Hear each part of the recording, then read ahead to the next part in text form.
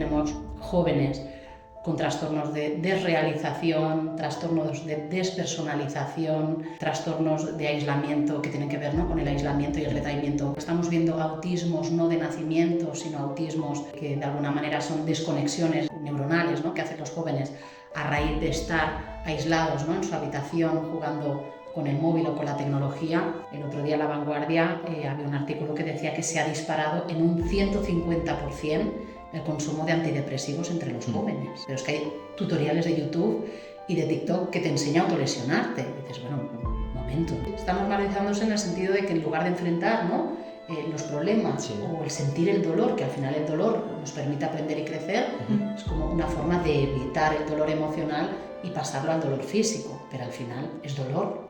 Yo soy Rubén. Y yo soy Jana. Y esto es Dos para hoy.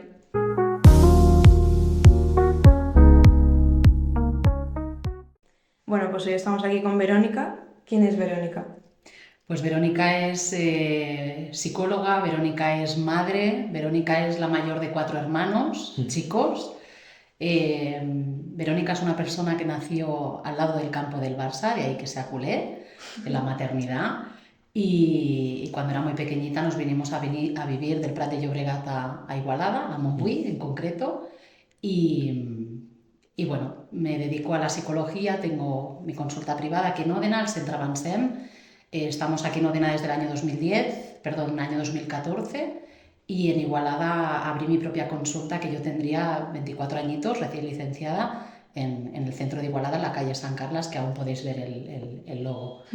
Además de eso, también estoy en el Consell Comarcal de l'Anoia. En el Consell Comarcal de l'Anoia llevo un servicio que es el SOAF, que es un servei d'orientació i acompanyament a familias desde hace unos años.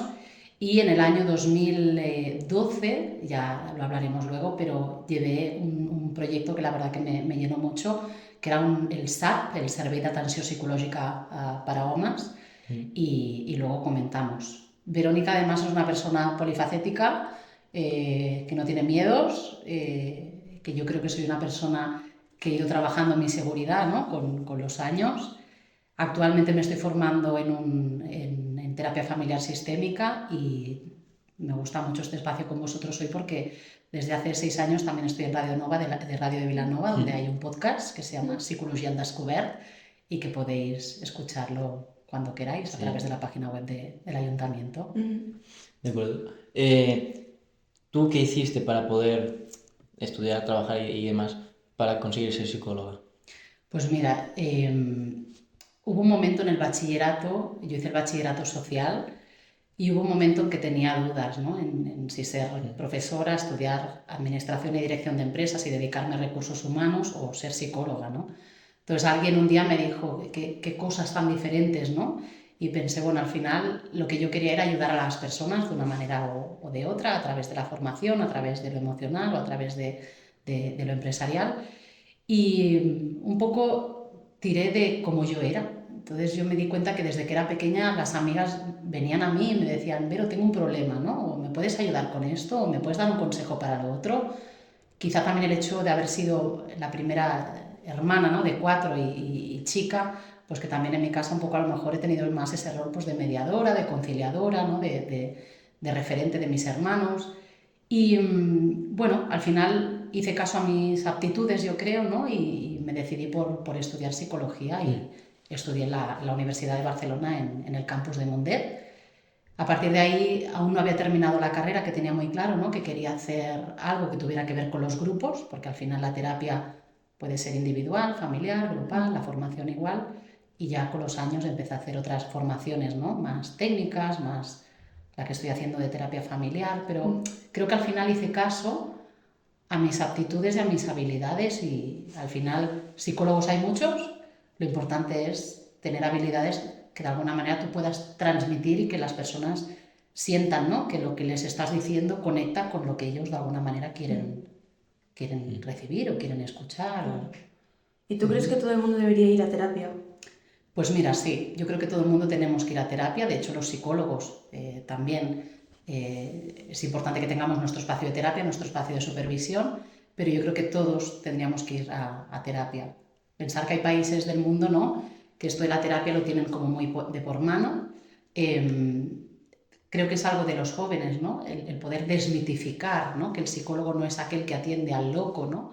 Sino que el psicólogo al final es una persona que acompaña a una persona en cualquier momento de su ciclo de vida y es por ese motivo que es importante hacer psicoterapia, que al final la palabra terapia, ¿no? es muy grande, la psicoterapia es importante para ayudarte a gestionar cualquier dificultad o acompañarte en cualquier momento que lo necesitemos de la vida. Y es también preventivo para evitar desarrollar o que se nos disparen, ¿no? Cuestiones de salud mental. Tú como tal estudiaste para ser psicóloga, pero ¿en qué ámbito te centraste más? ¿Qué es lo que más te llamó la atención? Pues mira, yo mi carrera, en concreto, el otro día lo miraba, la hice en un 95% clínica, ¿vale? Al final, tercero y cuarto de carrera son años que de alguna manera tú puedes decidir tu especialidad y hice, pues ya os digo, el 95% de la carrera en clínica. Cuando terminé la carrera hice las prácticas en Belviche, en la unidad de juego patológico, en la unidad de trastornos de la alimentación, que son dos unidades pioneras a nivel español, porque de alguna manera la clínica a mí es algo que me sigue apasionando. Cierto es que ahora a mis 40 me he dado cuenta, ¿no? Que la parte clínica hay que escucharla, hay que tener en cuenta, ¿no? Los diagnósticos, los trastornos, los síntomas, ¿no? Que una persona puede traer y padecer, pero más allá de lo clínico, pues están las relaciones, ¿no? Entre los miembros de una familia, una pareja, la importancia del entorno, la importancia de la educación, el impacto, ¿no? del cómo nos alimentamos y descansamos, ¿no? El deporte. Quiero decir que al final, por muy clínica que yo me haya formado, ¿no? Acabas abriendo la mirada a otras cuestiones que no solamente el síntoma o el diagnóstico. Pero mi formación es clínica. Vale. Y, y cómo quisiste, o sea, tu especialidad no es una cosa en específico, en plan... Infanto-juvenil Exacto. no, representa que quizá os lo planteo al revés. Yo tenía muy claro que atender a personas mayores, me refiero a personas más ya en un ámbito de residencia o personas dependientes, ¿no? Alzheimer's, más esos trastornos, ¿no? de personas mayores, tenía muy claro que ese ámbito por X era algo que no iba conmigo, y también tenía muy claro que lo que era la parte de las discapacidades, ¿no? Las personas con discapacidad mental grave, tampoco era mi ámbito, por lo que al final te acabas especializando en infanto-juvenil, en familias, parejas, terapeuta familiar y de pareja, y en lo que es cualquier cuestión adulta. Cierto es que, por ejemplo, ¿no? Hay trastornos como, por ejemplo, los trastornos bipolares, los trastornos de la personalidad, las esquizofrenias, ¿no? Cuadros muy clínicos que evidentemente sí que los acompaño y los trato, pero en paralelo con un equipo de psiquiatras, ¿no? Que puedan Con llevar profesionales. Exacto. Vale. No porque no sea mi especialidad, sino porque al final tiene que haber una mirada de otros equipos. Claro. Entonces, hablando de jóvenes ahora mismo, luego ya entraremos más en detalle. ¿Qué es las cosas con las que más te encuentras, lo que ves que está pasando más, que la gente sufre más? Muy buena pregunta.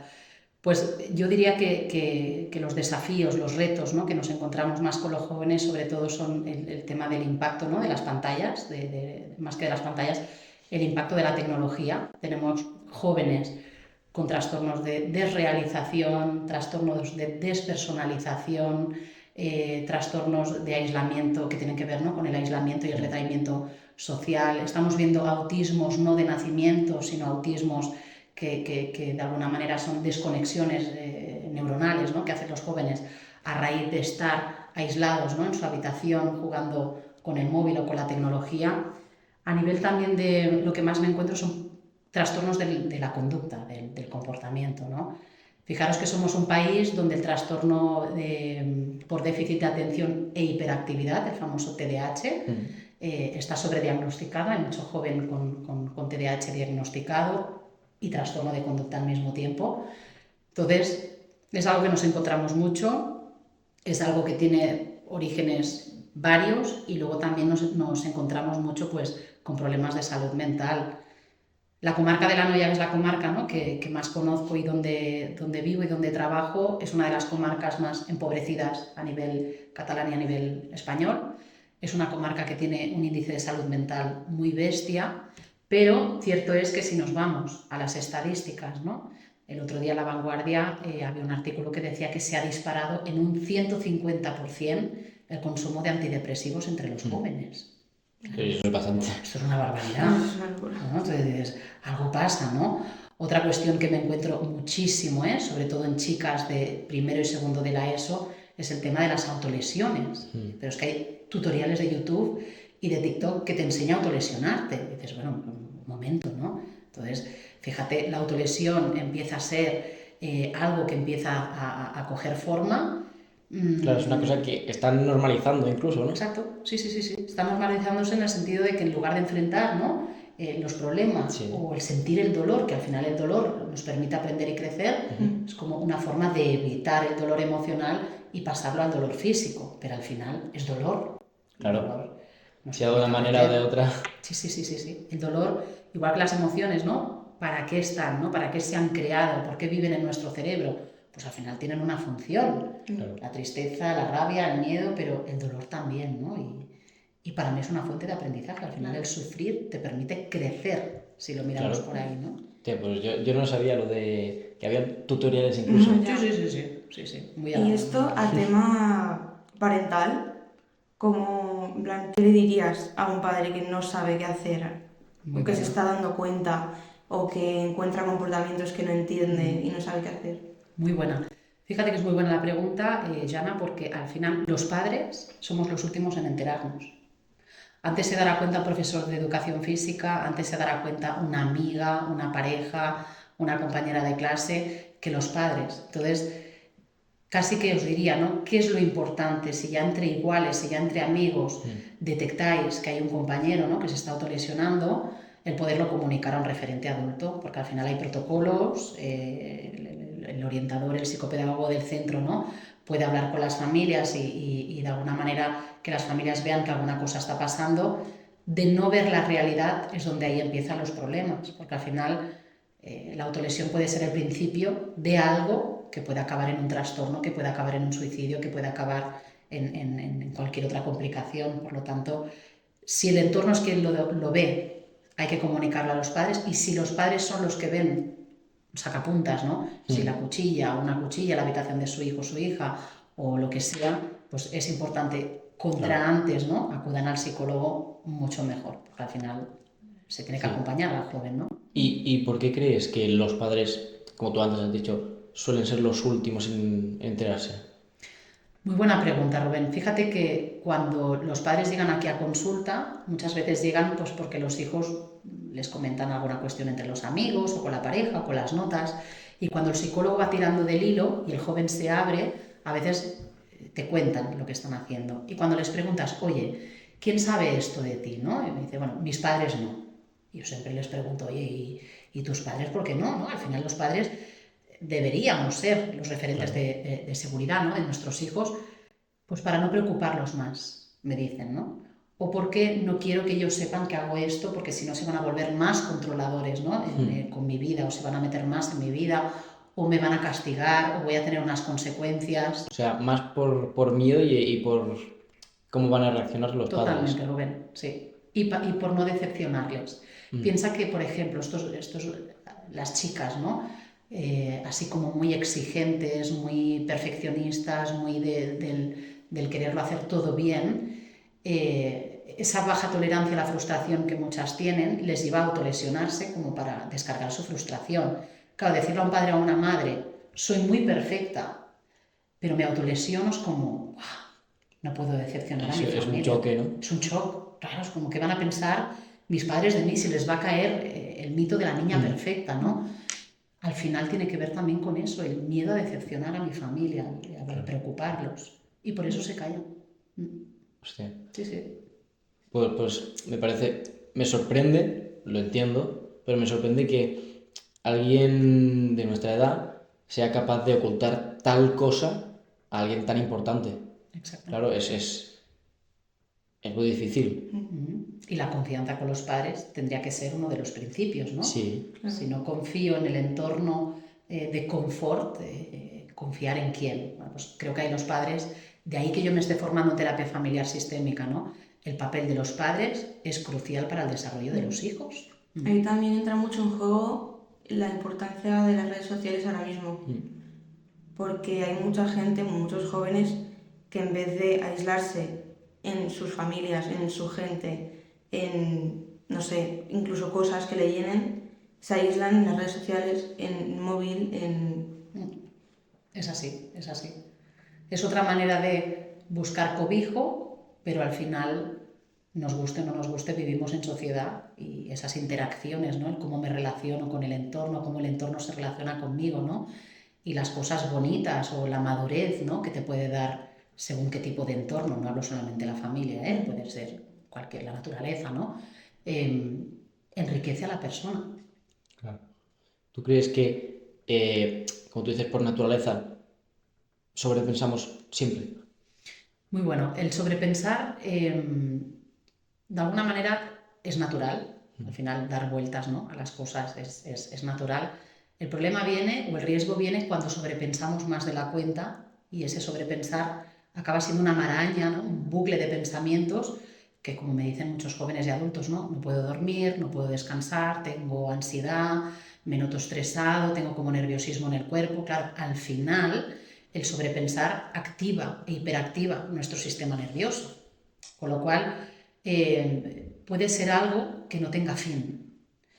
Luego están las personas que son sobrepensadoras de base, ¿no? Por ejemplo, ¿no? Un cerebro ingeniero, que yo digo, ¿no? Son personas muy thinking, muy racionales. Al final el sobrepensar es algo que tiene que ver con ellos, ¿no? O la persona hiperactiva, no solamente es hiperactiva con sus actitudes, sino que su cerebro está hiperactivado todo el día. La persona que tiene un TAC, ¿no? Un trastorno de ansiedad generalizada, su pensamiento está todo el día en constante sobrepensar. Claro, más que es por naturaleza, sí, pero el que se sobredispare, ¿no? El que se dispare es donde yo veo quizás más el riesgo a poder desarrollar algún tema de salud mental. ¿Hay alguna manera como de decir hasta aquí, antes de desarrollar algo más grave, maneras de llevarlo, maneras de hacer hábitos que te ayuden con eso? Sí, señora. El hecho es, hay un tema muy importante, ¿no? La gente se cree que en el momento en que llegas al psicólogo, el psicólogo te va a solucionar las cosas. Ojalá, ¿no?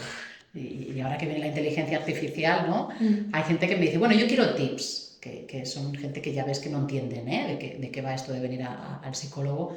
Y yo pienso, pues los tips los puedes buscar tú. Cuando me viene la gente de vull eines, de las eines al mecànic, ¿no? Al final la gente quiere una receta y pues la receta, yo hay gente que le digo, toma la receta, ¿no? Y sobre todo ahora se está poniendo muy de esto que quieren las cosas enseguida, ya, rápido. Claro. Sí. Entonces yo a veces hay gente que les digo, mira, te he hecho unos tips.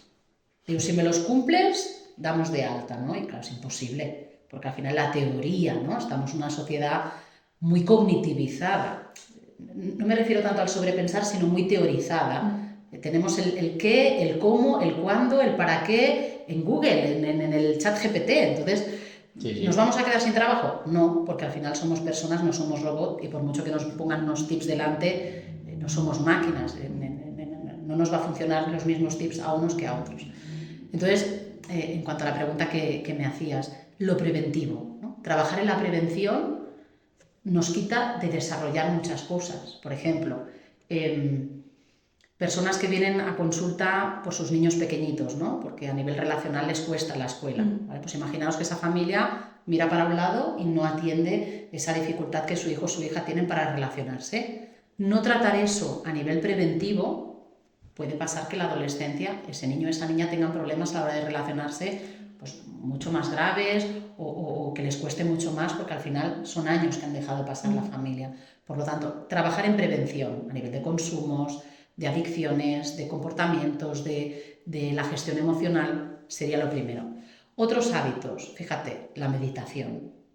La meditación, el mindfulness, ¿no? Que está así como muy de moda, ¿no? Es un tipo de meditación basada en el aquí y el ahora y de alguna manera puede ser guiado o puede ser tú mismo, ¿no?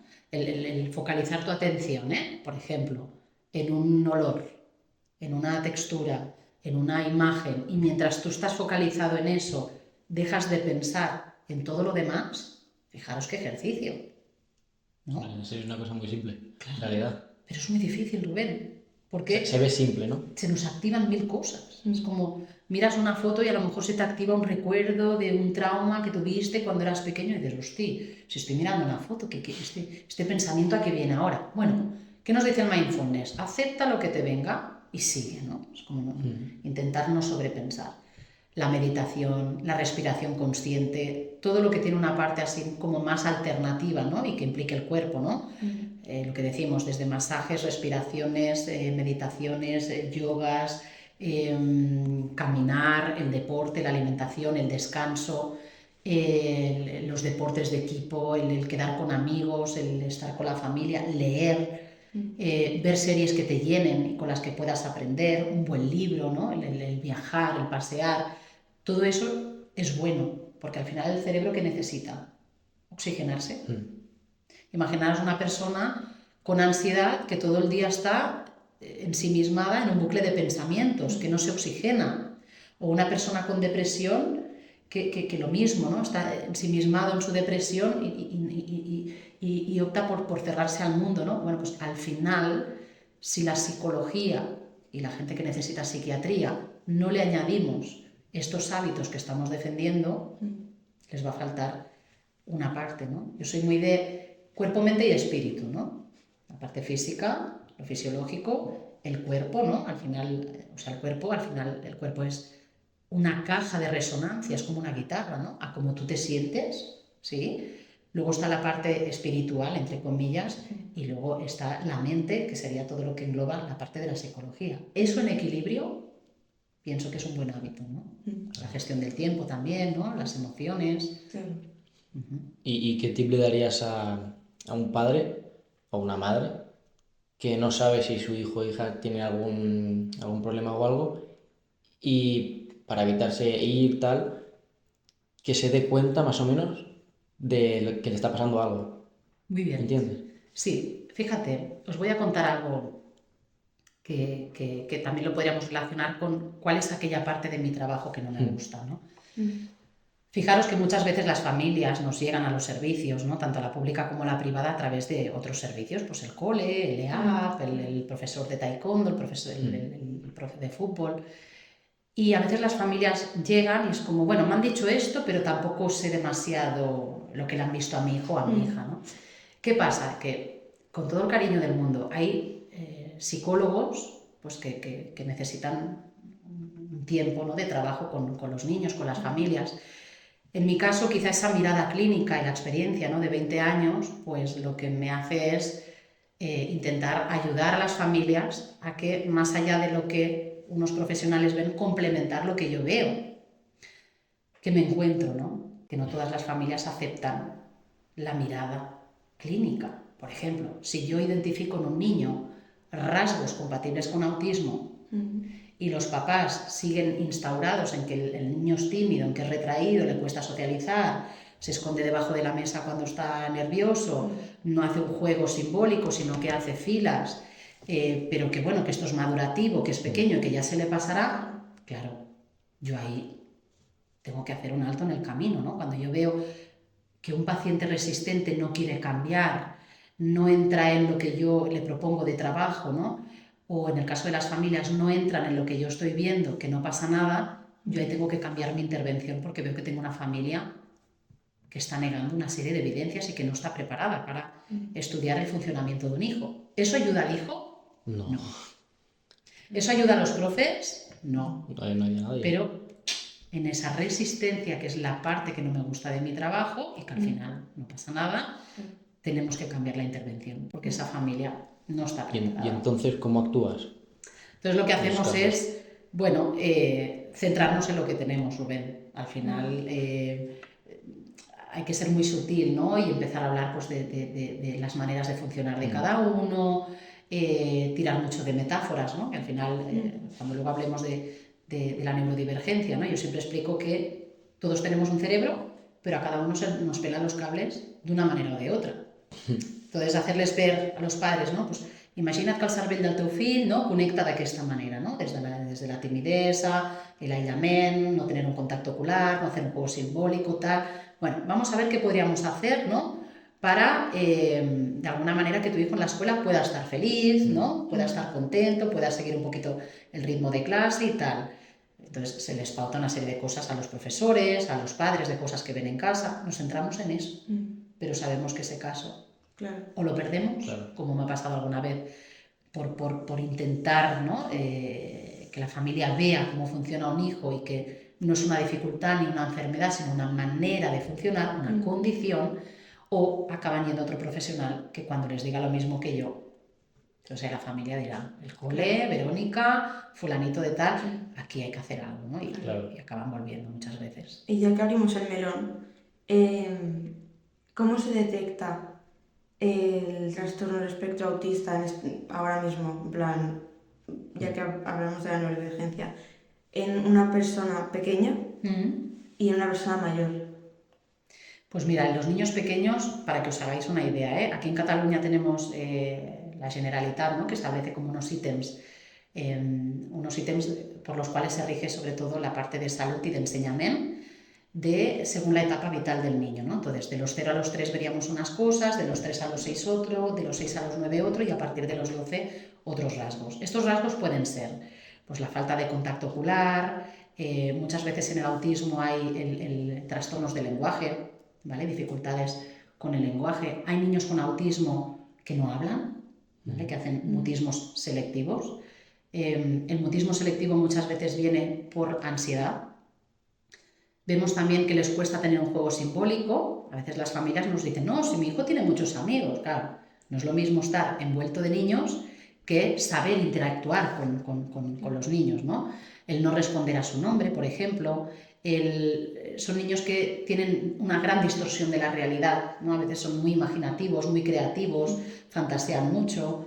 Muchas veces aprenden a hablar por imitación, pues eso, ¿no? Entre adultos, entre niños, a través de la tele, y utilizan lo que se llaman elocuencias, que son como expresiones que copian, pero que tú ya ves que no las saben meter en una conversación. Luego también son niños que son muy rígidos, son muy obsesivos, ¿no? Hacen estereotipias. Las estereotipias pueden ser desde movimientos con el cuerpo a poner fileras con unos muñecos, pero la finalidad es relajarse, ¿vale? Es regularse. Y en ese ser rígidos y obsesivos, pues va por etapas. A veces se obsesionan con unas cosas, abandonan esa obsesión, luego se obsesionan con otras cosas. Los autistas Asperger tienen un coeficiente intelectual elevado, tienen intereses muy elevados, son niños que ya son pequeños y te hablan de planetas, se memorizan las matrículas de los coches, es súper interesante. ¿Vale? No, yo no me sé mirar a mi madre.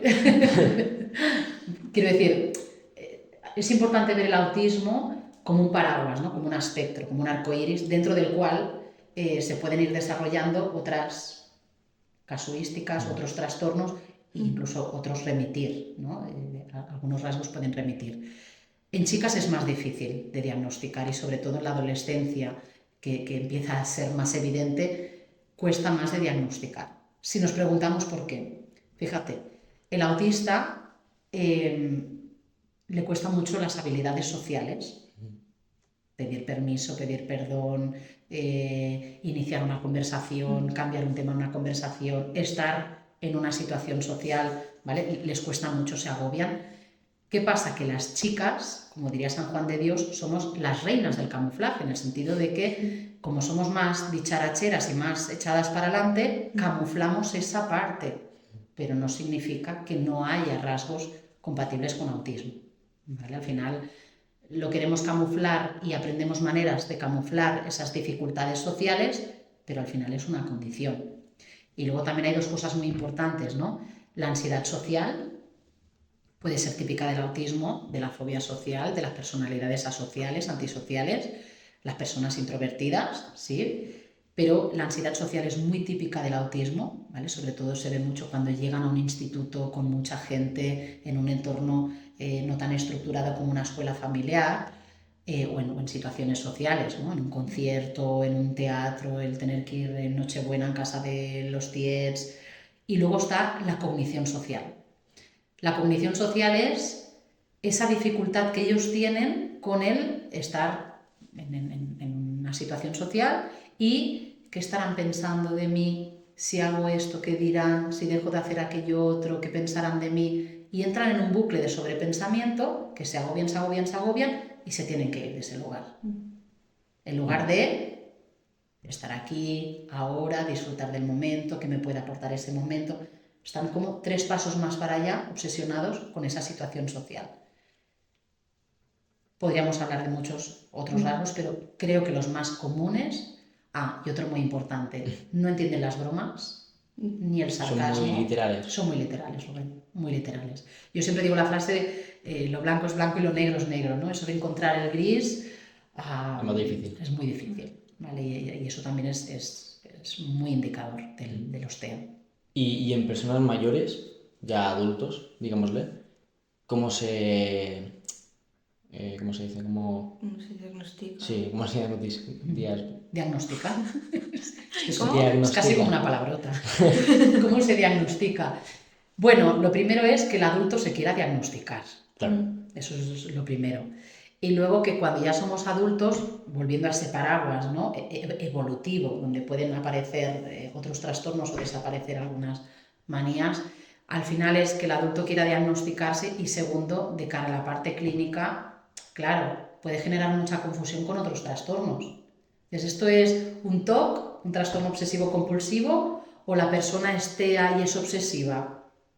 ¿O la persona es alexitímica, le cuesta identificar y expresar emociones, o forma parte del paraguas del autismo, de esa anhedonía, ¿no?, que tienen los autistas? Al final es que la persona quiera diagnosticarse y dar con alguien que le pueda hacer lo que se llama un diagnóstico global, no ir a estudiar una cosa, que es lo que se suele hacer. Un diagnóstico global es mirar cómo funciona esa persona en muchos, todos los rasgos, ¿no?, de esa persona, hasta el poder poner nombre a ese paraguas o a cada una de las cosas de su neurodesarrollo, ¿no?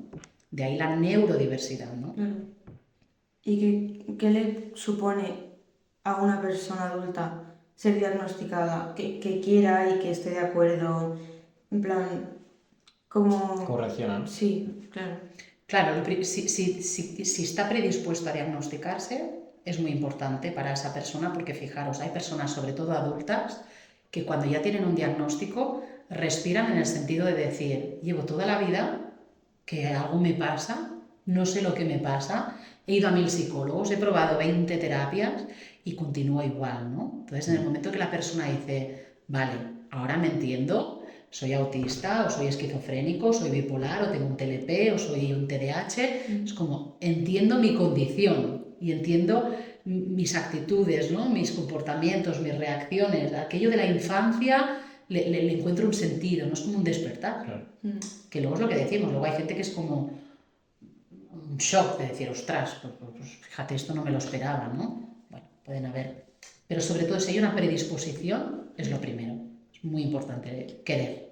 ¿Y qué consejo le darías a alguien que quiere ir a terapia, pero no sabe por dónde empezar, no sabe cómo hacerlo, ¿sabes? Paso a paso. Muy bien, pues mira, yo le diría que pruebe, que lo pruebe, y que sobre todo que piense antes de ir varias cosas, ¿no? Si se va a sentir más a gusto con un hombre, con una mujer, si se va a sentir más a gusto con un profesional joven y dinámico o con una persona ya de una cierta edad, si quiere ponerse en manos ya directamente de un especialista en algo o prefiere una mirada no tan clínica, algo más de crecimiento personal, que sobre todo piense eso, pero a partir de ahí que pruebe, porque al final psicólogos hay muchos, ¿no? Pero que tú tengas feeling con la persona, yo creo que es lo más importante, ¿no? El encaje, el que esa persona hable tu mismo idioma Y que entienda, ¿no? y te entienda. Y que no te sientas juzgado, porque al final no juzgamos a nadie, Claro. ¿no? Pero el feeling es súper importante para continuar por la apuesta, ¿no? Pero muchas veces empezar a ir a terapia es más una decisión, ya que no se da por que te pase algo o porque notes que pasa algo, sino porque simplemente quieres como... Conocerte, por Claro, ejemplo. seguimiento, autoconocimiento, pero es más el sentimiento de no saber por dónde empezar, como de no saber arrancar, de no saber y qué digo y qué... Claro, hay gente que se encierra, ¿no? Claro, No quiere soltarse. y cómo es verlo desde el otro lado. Eso tiene que ver con las habilidades sociales, ¿no? Cuando a una persona le cuesta iniciar una conversación o intentar ordenar un discurso, por un lado. Por otro lado, los sobrepensadores, ¿no? ¿Qué diré? ¿Cómo lo diré? ¿Qué me dirá? ¿Qué me preguntará? Sí, No, lo pero del no voy principio. porque esto ya lo sé.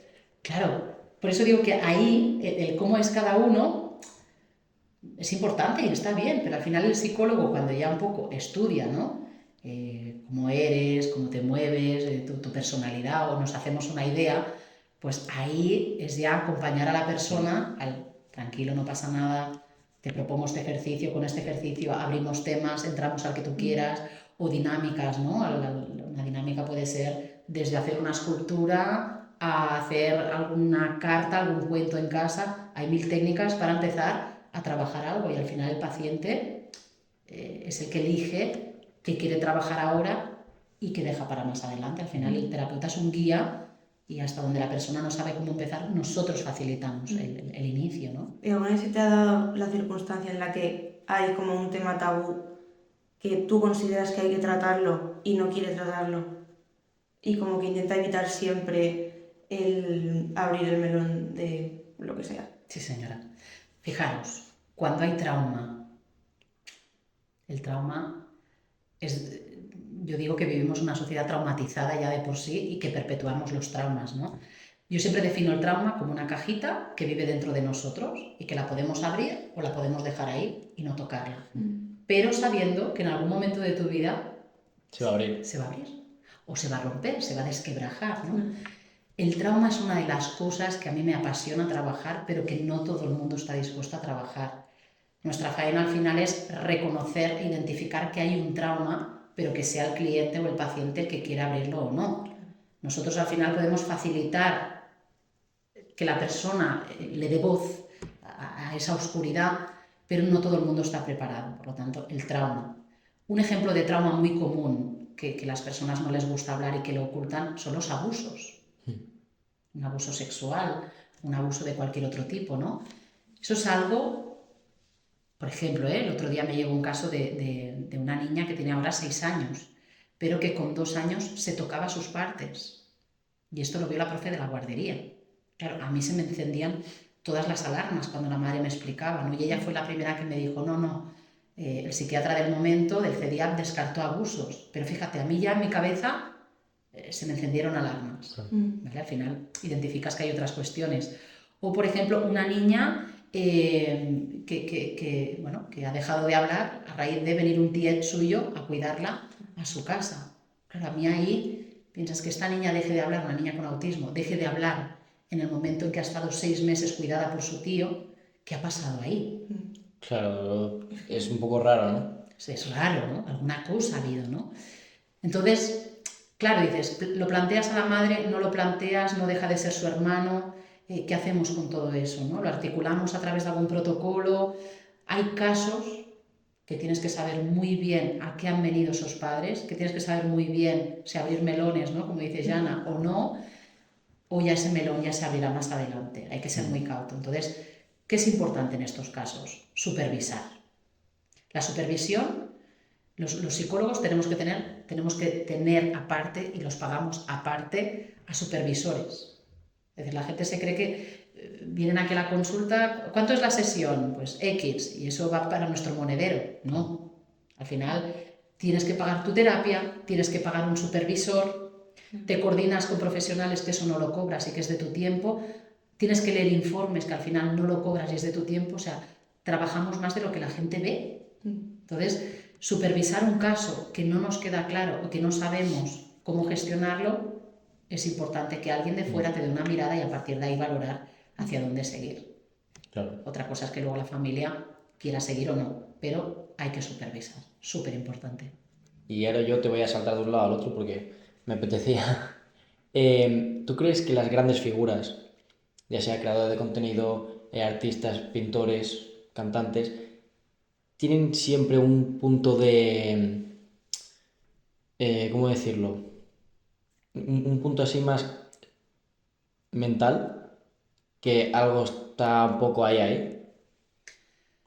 Fíjate, vamos a ver si... Sí, lo más entendido, ¿no? Sí. Ya. Por ejemplo, una cosa que no hemos dicho antes, ¿no? En esos desafíos de los jóvenes de hoy en día. Igual que os he dicho que hay mucho diagnóstico de TDAH, cada vez más tenemos jóvenes con altas capacidades. Para que os hagáis una idea, tenemos las personas superdotadas, las personas altas capacidades y las personas talentosas. El superdotado es un genio, ¿vale? En todo, en muchas cosas, ¿no? Son personas... Muy amplio. Exacto. Como el Paul. Tenemos un personas... amigo que es súper dotado, que pongas donde lo pongas, deportivamente, estudioso, todo. Es un crack. Sí, es un 10. Una mente privilegiada, ¿no? Luego tenemos las altas capacidades. Las altas capacidades son, estamos hablando de coeficientes intelectuales de más de 120, cuando un cerebro, la media más o menos hablaríamos de un 90, 100, estamos hablando por encima de 120, y el altas capacidades tiene una mentalidad muy compleja, son grandes sobrepensadores, a veces hay un hilo muy estrecho entre el autismo, Asperger y las altas capacidades, pero fíjate, no tienen inteligencia emocional. Les cuesta mucho las habilidades sociales, son muy rígidos, muy obsesivos, muy poco flexibles, muy arrogantes, tienen una autoestima muy baja pero un ego muy alto. Es un perfil muy complicado y cada vez más tenemos más. Lo interesante de las altas capacidades es estudiar a los padres. ¿Por qué? Los padres suelen ser muy rígidos, muy perfeccionistas, muy exigentes, personas muy controladoras, que aprietan mucho a sus hijos. Ellos siempre te dirán que no, pero es muy importante estudiar las altas capacidades conociendo el sistema familiar de esos niños, porque no se les ha permitido ser niños. Los han programado neuronalmente para que sean dioses, casi. ¿Qué pasa? Que no toleran la frustración. Entonces, cuando suspenden su primer examen, o cuando hay algo que no se les da bien, o cuando socialmente empiezan a fracasar con los amigos y con las parejas, es cuando vienen al psicólogo. Antes son niños prodigio. Me has hecho pensar, Rubén, que muchas veces esas personas, ¿no? con intereses tan elevados, esas personas tan bohemias, tan de la creatividad, que se pierden, ¿no?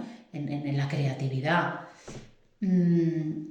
podría ser que fueran talentosos, podrían ser altas capacidades, podrían ser superdotados sin diagnosticar. Podría ser. Al final, un cerebro con altas capacidades domina unas áreas, ¿no? El del mundo de la danza, el del mundo de la pintura, el del mundo de la música, el del mundo del teatro, ¿no? Y fíjate que todo lo escénico tiene una parte bohemia en la que te puedes perder. No va de la mano, pero sí que, al menos lo poco que yo sé, ¿no? Mi experiencia, alguna cosa hay. Alguna cosa, ¿eh? Alguna cosa hay. Me sirve como respuesta, la verdad. Porque el otro día también, hace ya unos días, estábamos hablando los dos, y realmente tú miras a cualquier persona que sea así más famosa, más de esto, y algo parece que tenga. Porque claro, se le ocurren ideas locas. Porque hay un youtuber que quiere saltar desde no sé dónde, o Calleja mismo, Sí. Jesús Calleja, que fue al espacio. Eso no se le ocurre a alguien que está muy cuerdo.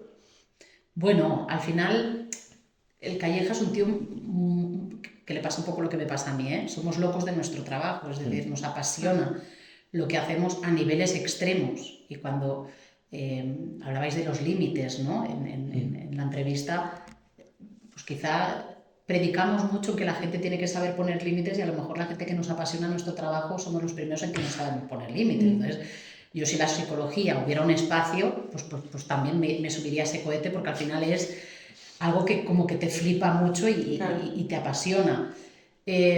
Somos locos de nuestro trabajo, ¿no? Y el Calleja yo creo que al final es un tío que la aventura le mueve. El otro día lo escuché hablar y pues perdió a un hermano también pues muy joven, ¿no? Y al final pues es una persona con unos sentimientos, pero que al final el estar en un espacio público, ¿no? Como es la televisión, o como el Pablo Motos, ¿no? Hacer el programa el mismo día en que fallece tu padre, dices, ese tío tiene una resiliencia, tiene una fortaleza interna. Sí. pero fíjate, aquí ya no hablo de tienen algo como trastorno, sino tienen dones. Porque al Sí, final, realmente sí. un streamer, ¿no? Cuando a mí la gente me dice, yo quiero ser influencer, digo, bueno, vale, También es un gran peso. claro, bueno, pero al final hay unas capacidades. Un streamer, ¿cuánta gente tiene en directo al mismo tiempo? Ese tío tiene unas habilidades, tiene unas capacidades, tiene unas habilidades comunicativas y lo que dice engancha. Eso no lo tiene cualquiera. Entonces, Eso sí que es más verdad. allá de que tenga alguna desviación o no, tiene unos talentos que los está potenciando y que le permiten estar ahí. ¿Tiene algo? Sí, pero en positivo, ¿no? Claro, Unas habilidades al final que sabe utilizar. sí, sí. Y luego, perdone, No, en esta línea tuve la oportunidad hace muchos años, ¿no? de hacer un máster y la vicedecana de la universidad, que fue mi profe, la doctora Palacín, era la psicóloga de Operación Triunfo, cuando Operación Triunfo empezó. Y recuerdo que un día vino el Tinet Rubira, ¿no? Que era el director y el productor del programa, y nos habló del riesgo del éxito. Claro, fíjate, hay figuras de Operación Triunfo que son estrellas exitosas. David Bisbal, Sí, sí. David Bustamante, ¿no? Manuel Tenorio. Pero hay otros que no han sabido gestionar el éxito. Han caído en adicciones, han tenido problemas familiares, muchos Claro. problemas con sus managers, una mala gestión del dinero. Es decir, al final, a los artistas no a todos les va bien el éxito, o los futbolistas, ¿no? Maradona, por ejemplo, ¿dónde le ha llevado el éxito a Maradona? ¿Dónde le ha llevado el éxito a Rivaldo, a Ronaldo, Sí. ¿no? Al final, el no saber gestionar el éxito te puede hacer caer en trastornos de salud mental, y ahí sí que hablo en enfermedades y adicciones. También suelen ser jóvenes los que caen más en estas cosas, ¿no? No hay una edad, no hay una edad. Lo que sí que hay es una mala gestión de algo que les viene muy grande y que incluso algunos han llegado a suicidar. Claro. Jóvenes y no tan jóvenes. Es que es mucha carga. Exacto. Ahora ya no tiene mucho que Perdonar, ver. ¿eh? No, ya no tiene mucho que ver, pero es que me hacías pensar en cuando hablabas como de la pasión por el trabajo. ¿Cómo sientes el llevarte a casa algo de una sesión? Me refiero, acabas de tener una sesión que te ha tocado, porque realmente para ser psicólogo tienes como que tener también mucha fuerza tú, porque se tratan cosas que a veces te pueden remover a ti también. ¿Alguna vez te ha costado volver a casa y seguir con tu vida después de hablar algo con algún paciente? Pues mira, yo creo, no sé, esto a lo mejor os lo podría decir mi marido y mi hijo, yo creo que no me llevo los casos a casa, tampoco lo he entrenado ni me lo han enseñado, yo creo que es algo natural de, bueno, pues se ha acabado la jornada y ahora me meto en modo madre o en modo amiga o lo que sea, ¿no? Cierto es que a nivel físico, yo alguna vez me he notado, ¿no? Pues que a lo mejor he quedado con alguna amiga para tomar un café a las 8, ¿no? Y yo sé que hay gente que a lo mejor en 5 o 10 minutos, pues ya están con su cerebro en una normalidad. Sí que es verdad que hay casos o hay días que me cuesta bajar la tensión. La tensión me refiero que quizá doy tanta energía cuando viene alguien, ¿no? Energía puede ser desde el apoyo, desde el hablar, yo soy muy de hablar, mira, no sé. Doy tanto que luego como que me cuesta entrar en relajarme. Entonces incluso alguna amiga me ha dicho, relájate, respira, o porque voy corriendo, ay, pues se me ha alargado una sesión. Yo soy una persona que intento, ¿no? Estipular un tiempo, pero que no siempre es posible, a veces se te alargan las sesiones, ¿no? Pero sí que me gustaría compartir con vosotros el momento más duro de mi carrera. Recuerdo cuando empecé a trabajar en este proyecto del Consejo Comarcal, ahora en el año 2021, la primera semana de trabajo, ¿no? Estamos llevando un servicio para atender a familias y nos entró un caso, pues un caso que no venía derivado de ningún otro servicio. Y en una de las sesiones online que estábamos haciendo con la mamá, que nos pidió ayuda, hubo un episodio de violencia. Mi compañera y yo estábamos atendiendo a la chica online, entonces ella hablaba de sus hijos, de una dificultad que tenía con el padre de sus hijos, de su pareja, y él se levantó y la empezó a maltratar delante nuestro. Entonces mi compañera y yo nos quedamos paralizadas. Recuerdo bajar a pedir ayuda a unas compañeras de un servicio especializado, nos dijeron lo que teníamos que hacer, nosotros la manteníamos a ella en videollamada, la intentábamos calmar, tuvimos que avisar a la policía y esa noche esta chica y sus hijos, que uno de ellos tenía la edad de mi hijo, meses, acabaron en una casa de acogida. Entonces imaginaros, un niño de la edad de mi hijo con su madre recién maltratada en una casa de acogida. Bueno, medicamentos, leche, tuvieron que abrir la casa, ¿no? para atenderla a ella. Al día siguiente volvió a su casa y volvió con la pareja. Eso para mí, yo diría que es el peor día de mi trabajo. O sea, para mí eso marcó un antes y un después en mi carrera. Y aún hay veces que oigo a niños llorar y me viene el llanto de este niño. Me viene el llanto de este niño. A mí el llanto de este niño, llamando a su padre, me ha quedado grabado. Y tardamos un tiempo con mi compañera a recuperar la estabilidad, a salir de ese shock. Era la primera semana y dijimos, Dios mío, si esto sigue así, este servicio no era competencia nuestra, ni mucho menos. Bueno, pues de alguna manera te hace más fuerte, pero para mí yo diría que es el día más duro de mi carrera.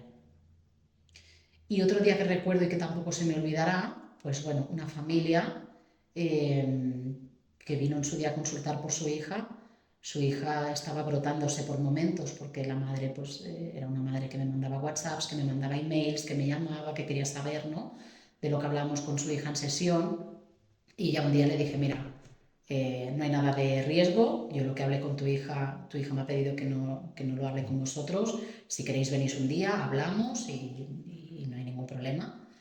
Y incluso hubo un momento en que lo que decíamos antes de la gente resistente, ¿no?, yo vi sintomatología clínica de esta chica que se tenía que tratar, que se tenía que diagnosticar y que se tenía que tratar farmacológicamente.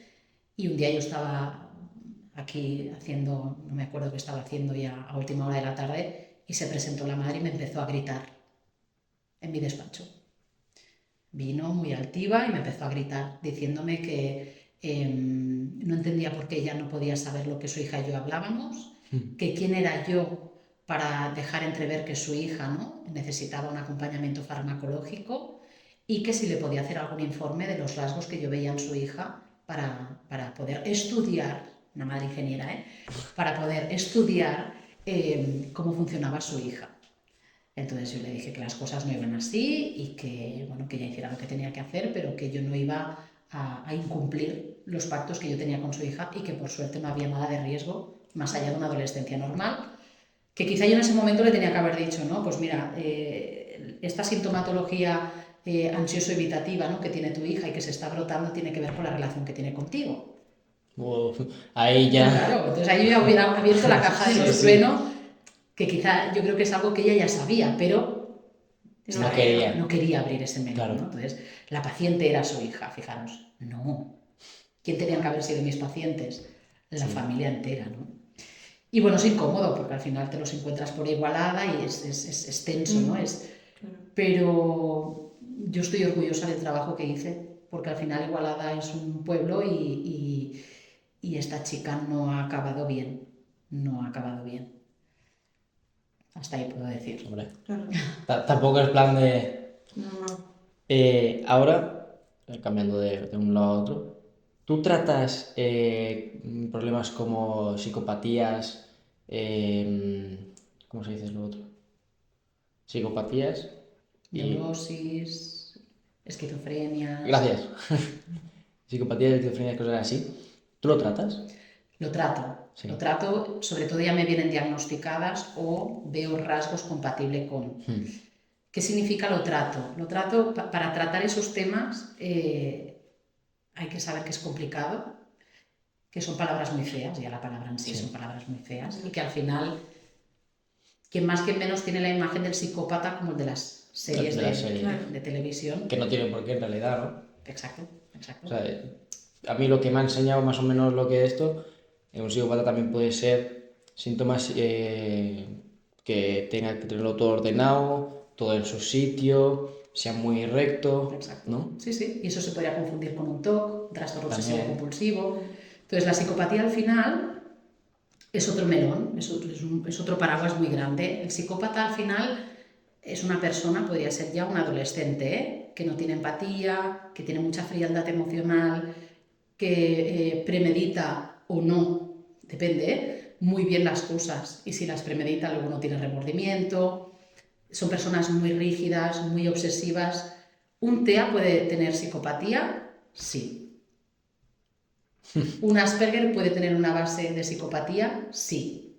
Por eso digo, la psicopatía en sí se puede diagnosticar aisladamente o se puede diagnosticar dentro de algún paraguas compatible con algún otro trastorno. ¿Las personas con trastorno bipolar pueden tener psicosis? Sí. ¿La persona esquizofrénica puede sufrir psicosis? Sí. Al final la psicosis, la psicopatía, es algo más dentro de algún trastorno o puede ser algo que tenga que ver con el funcionamiento de una persona. Fijaros que un día hablaba con alguien, ¿no? Un psiquiatra de referencia, digo, oye, ¿cómo puede ser que hay casos que yo veo autismo y luego pues no hay nadie que lo constate, ¿no? Dices que hay autismos y autismos. Dice, hay niños con psicopatía, que no tienen por qué ser autistas. Que suena feo. Claro, tú te quedas y dices, ¿cómo narices le digo yo a unos padres que veo esto? Claro. Ya. Pero claro, también dependiendo del psicoterapeuta que te esté tratando, se pueden confundir cosas entonces. ¿En qué sentido? En plan, no sé explicarte. ¿Quién confunde a quién? ¿Que el psicoterapeuta vea más cosas de las que no toca? No, pero que dependiendo de si, imagínate, tienes dos opciones de psicoterapeuta, no sabes a quién ir, no sé qué, y uno a lo mejor con lo que te pasa te dirá una cosa y el otro te dirá otra. Vale, te entiendo. Fijaros, cuando alguien elige un psicólogo, ¿no? Tienes que pensar, ¿qué quiero? ¿Un terapeuta con una mirada clínica? ¿Un terapeuta que entienda lo clínico pero que también me ayude a nivel familiar? Fijaros, en los hospitales que tenemos psicólogos clínicos, el CESMA, el CESMIG, el CEDIAP, hay una mirada clínica. ¿Clínica qué significa? Que atienden los síntomas, que pueden hacer diagnósticos y trabajar con eso, incluso derivar a psiquiatría para plantear una medicación. Y luego están los psicólogos que, además de entender lo que en el otro servicio se diagnostica o lo que por privado se diagnostica, damos un paso más allá y trabajamos pues eso, el entorno de la persona, las relaciones de la persona, la autoestima de la persona, la gestión de las emociones de la persona, y no es que vayamos a cambiar los síntomas, sino que ayudamos a la persona a entenderlos y a saber trabajar con esos síntomas. Claro, imaginaros un caso que tengo de un niño con psicosis muy heavy y TEA. El día que yo le planteo claro, y hay un vínculo, ¿no? Hay una confianza, ¿no? A la que yo le planteo a la mamá que hay un TEA diagnosticado, pero que hay rasgos de psicopatía, claro, aquella madre un poco más echa a su hijo de su casa, porque ella se imaginó a su hijo con un cuchillo entrando a su habitación a matarla. Claro, no. La psicosis de este niño es de venganza, pero ¿de venganza con quién? Con las personas que su distorsión de la realidad cree que son malas para él. Entonces al final es... la psicopatía no deja de haber una parte de distorsión de la realidad, pero en el autismo también. ¿Veis cómo al final O sea, van de la mano. van de la mano? Por eso hablo de paraguas, porque dentro del cual pueden haber esos rasgos de psicopatía. Y hay que tratarlo también farmacológicamente. ¿Sí? Claro, ¿tú crees que una persona con psicopatía, con psicosis, ya nace con eso o poco a poco se va creando? ¿Un psicópata nace o se hace? Sí. Yo creo que hay de las dos. Fijaros, al final, en salud mental, nos gusta o no nos gusta, hay que hablar de lo genético. Y hay que hablar de lo epigenético. Lo epigenético es que se ha ido transmitiendo de generación en generación. Yo creo que hay de los dos. Hay psicópatas que nacen y psicópatas que se hacen. Una persona que al final hace un consumo, ¿no?, de alcohol, de según qué tipo de droga, lleva según qué tipo de vida, tiene muchos puntos de brotarse, ¿no?, y de desarrollar psicosis. Y luego hay personas que ya nacen con ese componente hereditario de la psicopatía. Por lo tanto, yo casi que os diría, se nace y o se hace. O sea, las dos. Sí, Sí. Opción C, las dos son correctas. Sí, ni A ni C. Vale. A ver, una persona con esquizofrenia puede llevar una vida normal, tranquila, sin tomarse nada, sin necesidad de nada. Que primero, ¿qué entendemos por normalidad? Y lo segundo, claro. yo diría que es contra más estabilizada esté la persona, mejor. Porque al final no deja de ser un trastorno con muchos rasgos, ¿no? Y personas que muchas veces son ciclotímicas. Puedes creer que durante una época del año están bien y luego, por ejemplo, pasaba el verano, ¿no? Que empiezan estas estaciones como más duras, el otoño, el invierno, pueda volver a brotarse. O una situación personal que se desajuste y se desestabilicen. Si pueden estar tratados, mejor. Perfecto. ¿Quieres añadir algo más? Lo que estábamos hablando antes de la psicopatía en niños. ¿Tienes para hablar? Sí. Sí. Eso, que lo que decíamos, la psicopatía en niños, ¿hay síntomas claros o actitudes o como alertas, alarmas que sean fáciles de identificar? A ver, yo creo que en una etapa infantil, incluso en la primaria, es difícil de poner el nombre, en el sentido de lo que decimos, ¿no? Que se puede confundir con muchas cosas. Al final, ¿qué es lo primero que se ve? El comportamiento, ¿no? La conducta. Entonces ese niño tiene psicosis, es psicópata, es hiperactivo con un trastorno de conducta. Pasa un poco como los trastornos de la personalidad. En los adolescentes se llama trastorno de personalidad. A medida que se van haciendo adultos, trastorno bipolar, trastorno límite de la personalidad, cualquier otro nombre, ¿no? En una etapa infantil, sinceramente, es difícil hablar de psicopatía en el sentido que se puede confundir con algún otro trastorno. Pero eso no quita que no haya que seguir mirando, ¿no? Si hay empatía, si no hay empatía, si es frío a nivel emocional, si no identifica, ¿no?, las emociones de los compañeros. Eso hay que mirarlo, pero con cuidado de no confundirlo con otras cuestiones. Vale, ahora vamos a pasar a las típicas preguntas que hacemos siempre. La pregunto. ¿No? Las. Algunas que llevamos más o menos. Bueno. Lo primero, tú de pequeña, ¿qué querías ser? Pues mira, si se lo preguntáis a mi madre os diría que profesora, porque yo siempre, no me ha gustado mucho jugar con muñecos y cosas de estas. Yo era más de, había unos rotuladores cuando era pequeña con punta fina y punta gruesa y me gustaba más pues pintar, dibujar no me ha gustado nunca, pero he sido más de pintar, de entretenerme con una libreta, un cuaderno, escribir.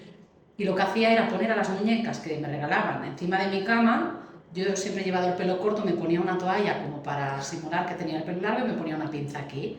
Entonces hacía de señorita con las muñecas. Y entonces les hacía como, yo qué sé, pues supongo que yo imitaría a alguna maestra mía, pero les hacía como clases de yo qué sé qué, no lo sé. ¿Sabes lo que me recuerda esto? En la entrevista pasada, con una profesora de historia, Claro. literalmente dijo lo mismo. Pues fíjate. Es verdad. Literalmente dijo lo mismo. Les ponía muñecas, ponía muñecas encima de cualquier sitio y les daba clase. Sí, pues eso fue. Exactamente lo mismo. Yo creo que nunca lo he hecho. Yo menos. Sí. Y de hecho es interesante, ahora que lo decís, porque yo abrí este centro, yo empecé, antes de abrir el centro aquí, yo empecé haciendo clases de repaso con 16 años en casa de mis padres. Y muchos clientes que empecé a tener, que yo era jovencita, luego los acabé teniendo aquí, o a sus hermanos, o así. Quiero decir, yo empecé haciendo clases de repaso antes de abrir el negocio. Y luego como psicóloga también me gusta mucho el tema de la formación. Al final dices, quizá la docencia, ¿no?, y la formación van de la mano y tiene que ver con ese que yo creía ser profesora y luego no tuve claro que era la psicología, pero van de la mano. Sí, puede ser, perfectamente. Sí. Y en ámbito académico, ya que estamos, vamos a tratar una cosa que siempre, cada vez que la preguntamos, siempre nos han dicho la misma respuesta, rollo. Sí, Siempre y no creo que cabe. es o sí o no. y luego ya desarrollas. ¿Crees que los jóvenes salimos preparados de los estudios obligatorios, rollo? ¿Nos preparan para la vida? Mira, si la pregunta es, ¿los jóvenes salen preparados para el mundo? A mí me gustaría responderos algo distinto, que lo tengo aquí apuntado y no sabía que la gente os contestaba lo mismo, pero es que yo creo que es al revés, que el mundo no está preparado para los jóvenes. Toma. ¿Qué significa eso? Fijaros, estamos en un mundo cambiante, en un mundo que tan pronto nos hablan de guerras, como que tan pronto nos hablan de crisis, como que tan pronto nos hablan de consumismo.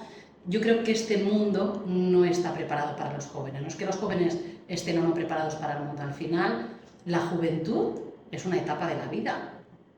Hay gente que la define de bonita, hay gente que la define de complicada, hay gente que la define de corta, hay gente que la define... Cada uno, según su juventud, ¿no? Pues puede definirla de una manera o de otra, pero al final yo creo que es a eso que le llamamos mundo el que no está preparado para los jóvenes, creo.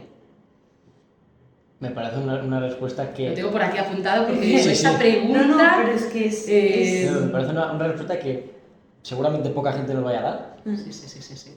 Y bastante completa, ¿eh? Sí. A mí me ha gustado. Me ha sorprendido que no digas directamente, como la mayoría de personas, Que no. Me ha sorprendido, la verdad. ¿Pero te parece suficiente las cosas que nos enseñan en el instituto? Hombre, creo que esa respuesta tampoco es muy complicada. A mí, por ejemplo, nunca me han enseñado a expresarme con las personas. Ya. O sea, Es que es lo que decía en la última entrevista. Yo siento que faltan asignaturas. No tanto que sobran algunas, que me gustaría, pero sí que faltan. Faltan, no sé, pues eso, saber, no sé. expresarte, saber comunicarte, que lo quieren camuflar un poco con algunas asignaturas, pero no acaban de cuajar. Vale. Perdón, me voy a mocar. Vale. Jolín, me ha venido todo ahora, no puede ser. No pasa nada. Tenéis razón, que más que se os dieran más cosas, yo creo que hay un tema que tendría que estar en la mesa de alguien, que es cambiar el sistema educativo. Quiero decir, al final están muy bien las asignaturas, pero ¿dónde están las competencias, ¿no? ¿Dónde están las habilidades sociales? ¿Dónde está la gestión de las emociones? Ya no solamente hablo de la secundaria, sino ya desde etapa infantil. Entonces, creo que a veces, ¿no? Se le da como mucha importancia a los resultados, al currículum, a los contenidos, a las pruebas de acceso, las carreras, los grados, tal, pero dices, al final, hacer más hincapié en descubrir tus talentos, ¿no? En potenciar aquello que se te da bien, en reforzar aquello que te cuesta un poco más, ¿no? Creo que ahí, a nivel de sistema, tenemos un problema y creo que habría que darle un giro al sistema educativo que tenemos. Por otro lado, cada vez más tenemos más diversidad y más neurodiversidad. Yo entiendo a cada uno de los profesores y los admiro, ¿no? En las ratios que tienen de alumnos y toda la diversidad que tienen, pero al final el profesor mismo es víctima de ese sistema de que es un embudo, ¿no? Que lo quiere meter todo, pero es imposible. Y el trabajar esa individualidad de cada alumno, el trabajar la diferenciación de cada alumno, el trabajar los talentos de un alumno, las dificultades de un alumno, desde una mirada más individual, aunque estemos en un grupo, eso habría que plantearlo de otra manera, creo.